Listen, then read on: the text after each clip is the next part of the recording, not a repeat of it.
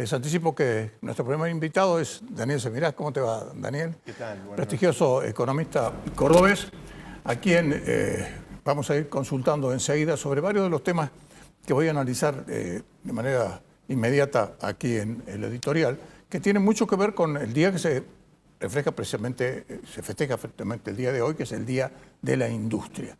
Porque el presidente Javier Milei estuvo hablando en la Unión Industrial Argentina y, entre otras cosas, dijo que a lo largo de los últimos 100 años se le ha estado robando, el Estado le ha estado robando al campo para subsidiar a la industria y tenerla directamente dependiendo a la industria del Estado. Y eso ha tenido consecuencias nefastas, no solo para el campo, sino también para los propios industriales, porque no han podido desarrollar toda su potencialidad.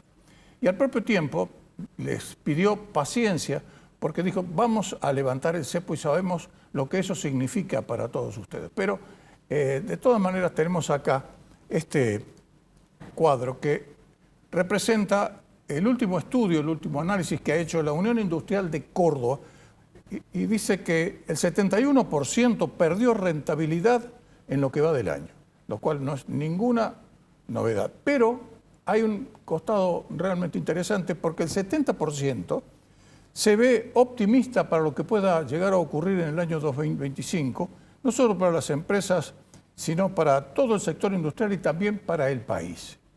En lo que se refiere a la demanda interna, el 36% de las empresas vio una contracción en lo que hace al mercado nacional. Y eso se está viendo, por ejemplo, también en el caso concreto de la maquinaria agrícola, con caídas que llegan hasta el 50%.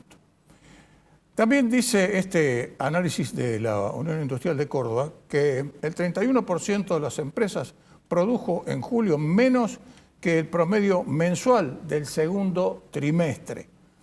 Y un 48% redujo inversiones. Un 48% redujo inversiones. Pero, sin embargo, hay un 70% de los industriales que se ve, a sí mismo, invirtiendo en el año 2025. En esto podemos decir que hay coherencia entre los que ven un futuro optimista y aquellos que piensan que pueden llegar a invertir. ¿Y qué ha pasado con el tema del empleo? Esto es una cosa muy importante, porque a pesar de esta visión importante, un 23% de las empresas evalúa que puede producirse una reducción de personal. Y señalaron que, a pesar de este panorama desfavorable, en julio el empleo se mantuvo estable. Y le señalamos que hay, además de esto de la Unión Industrial, otro análisis que hizo la Cámara de Industriales Metalúrgicos en un estudio muy concienzudo que ha llevado adelante Economic Trends de Gastón Utrera, trabajando con la Cámara de Industriales Metalúrgicos. Y dijo, se dice en este estudio, lo voy a leer porque es realmente muy importante, que en agosto de este año, el 65% de los metalúrgicos reporta una menor producción, en consonancia con lo que estaba diciendo también la Unión Industrial Argentina. Y un 18,8%, 19% en números redondos, reporta mayor producción. Y hubo un 20% que tuvieron, es disímil el panorama en los industriales metalúrgicos, un 20% mayor producción.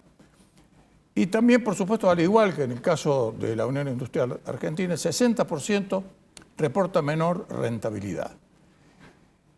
Pero fíjense lo que está sucediendo en la Cámara de Industriales Metalúrgicos. A pesar de esta caída generalizada en la producción, el 66,3% ha mantenido la cantidad de empleados. ¿Por qué? Porque es muy difícil conseguir perfeccionar a los empleados, particularmente en la industria metalmecánica, sobre todo, donde se necesita mucha especialización. Ahora, las perspectivas incorporando lo que resta del año también tienen un sesgo negativo, ya que creen que durante este año 2024 la caída total de la producción va a estar en el 35%, una cifra realmente muy compleja. Pero la medición de agosto, en la medición de agosto de la Cámara de Industriales Metalúrgicos, también, como pasa en el caso de la industria, mejora el índice de confianza empresaria en un 15% 15,8% en relación a la medición previa. Y esto está haciendo que aproximadamente un 50% esté viendo que la situación puede llegar a mejorar. Y dice que la explicación a esto se da en que un 86,3% de los metalúrgicos espera mayor crecimiento de la economía durante el 2025, en consonancia con algunas estadísticas, inclusive la del Banco Mundial, que está pronosticando, quizá para el año que viene, particularmente para el segundo semestre, después Daniel Seminar me corregirá, un incremento de la producción y del Producto Bruto Interno de alrededor del 3%, una cifra, por supuesto, muy acotada. Y también mejoró la evaluación de los industriales metalúrgicos cordobeses sobre la política económica del gobierno nacional, que había alcanzado un 55,1% de valoración favorable en enero de 1924 y alcanzó ahora, fíjense la cifra, el 66,3% de valoración positiva. Y, entre otras cosas, señaló que la ley de bases ha mejorado, ha beneficiado a las empresas y también lo mismo con la reducción del impuesto país, cosa que ha sido publicada hoy en el boletín, después de los anuncios que había hecho Caputo, el ministro de Economía, Toto Caputo. Eso fue publicado precisamente en el boletín oficial de hoy. Y sobre la moratoria impositiva vigente, el 42,5% de los metalúrgicos cordobeses dice que resulta útil para que su empresa regularice las deudas tributarias. Y bien, esto es el panorama estrictamente en lo que podríamos decir la macroeconomía dentro de la producción, pero por supuesto que entra todo esto dentro de lo que podría considerarse la micro, es decir, la forma en que está desgranando todo lo que está sucediendo con la macroeconomía en la economía real, la economía de todos los días. Y todo esto se ve muy afectado, sin embargo, en las conversaciones particulares que yo he tenido con muchos empresarios, por la situación política. Porque lo que está sucediendo con la política en este momento es un verdadero hervidero. Y muchos han manifestado su preocupación, no está en estas encuestas, su preocupación por la institucionalidad. Porque pareciera que Milei ha prendido un centrifugador dentro de su espacio, porque no solo que ha dejado de lado a colaboradores muy importantes desde el primer momento. El primero de ellos fue Osvaldo Giordano, el cordobés, a quien lo catapultó del ANSES porque su mujer había votado en contra del pensamiento de Milei en la Cámara de Diputados. Pero después fueron muchos los funcionarios que han sido desplazados. Y lo mismo se puede decir con lo que está sucediendo en el escasísimo, minoritario bloque de la Libertad Avanza en diputados y también en senadores.